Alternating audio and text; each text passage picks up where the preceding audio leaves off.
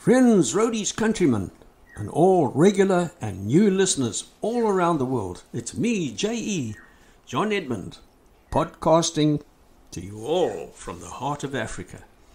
And this week my subject is about songs on my brand new album called Eco Cry for the Planet.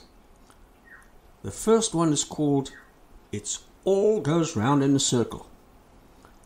This is the leading track on the album, which is focusing on a lot of interesting facts about the future of our beautiful planet. God's creation of the endless constellations to the biggest and smallest forms of living matter work together like a mighty chain-driven machine of wheels within wheels, each with a purpose.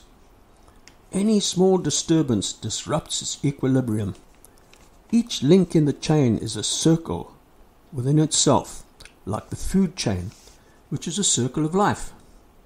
For example, take the biggest mammal on earth, the blue whale. It feeds on krill, a shrimp-like creature.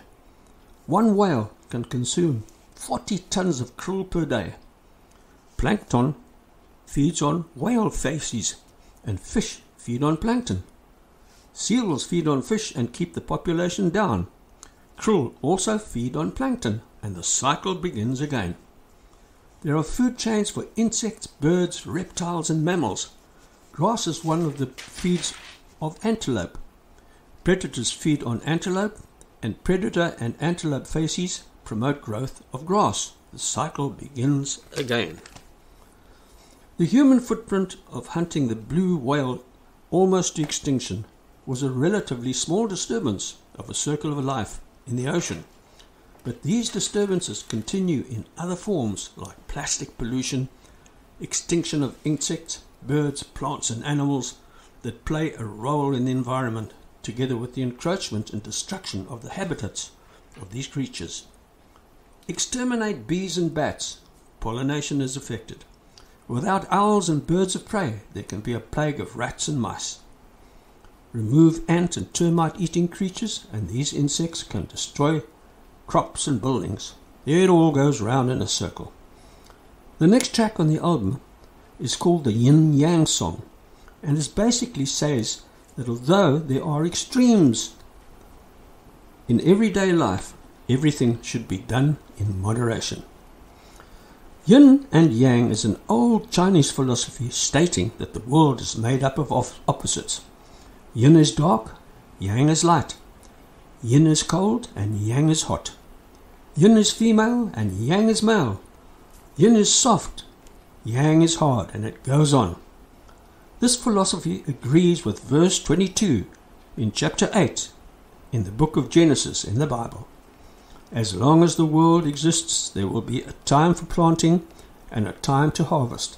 There will always be cold and hot, summer and winter, day and night. But contrary forces are complementary, interconnected and interdependent in the natural world. For instance, a dry seed needs darkness and water to germinate. It also needs light to grow. And when it bears fruit, the process begins all over again. This principle also applies in human everyday life, good and bad, happy and sad. It even applies in the martial arts in which I studied and became an instructor. The style was Goju Karate, which means hard, soft. Goju Karate means hard, soft, China hand. The style came from the island of Okinawa and was brought there by shipwrecked Chinese fishermen. The hard part is the blocking and punching, and the soft and slow part is the breathing and powerful grabbing and twisting power.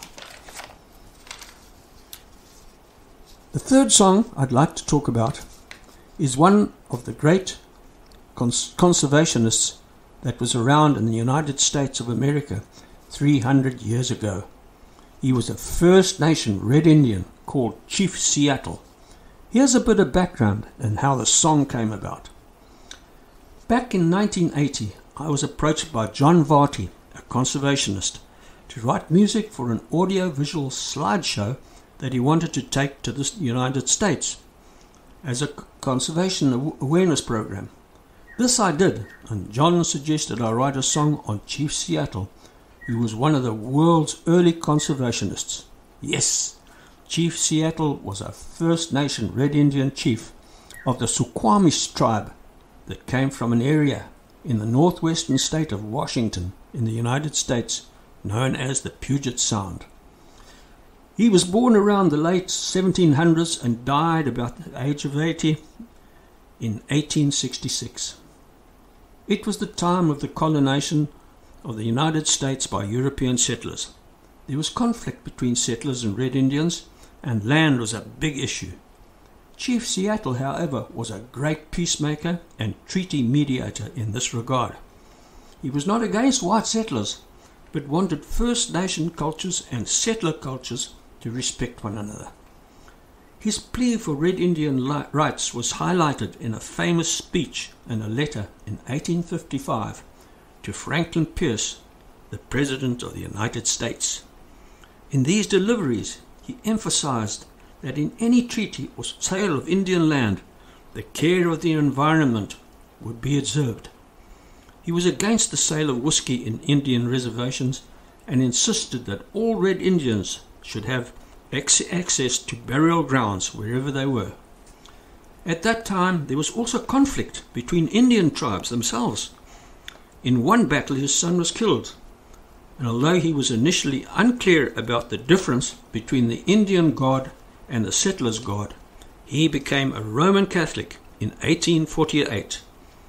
On his gravestone were the words, "Great Friend of the Whites." The city of Seattle was named after Chief Seattle. Well, folks, it's time to go. And I hope you're going to tune in next week to hear more facts about the songs on Eco Cry for the Planet. In the meantime, don't forget to like and subscribe to my YouTube channel. Keep an eagle eye on my ever-changing website. And should you need any of my music, including the new album, it's available on most popular music platforms. And in South Africa, on buymusic.co.za.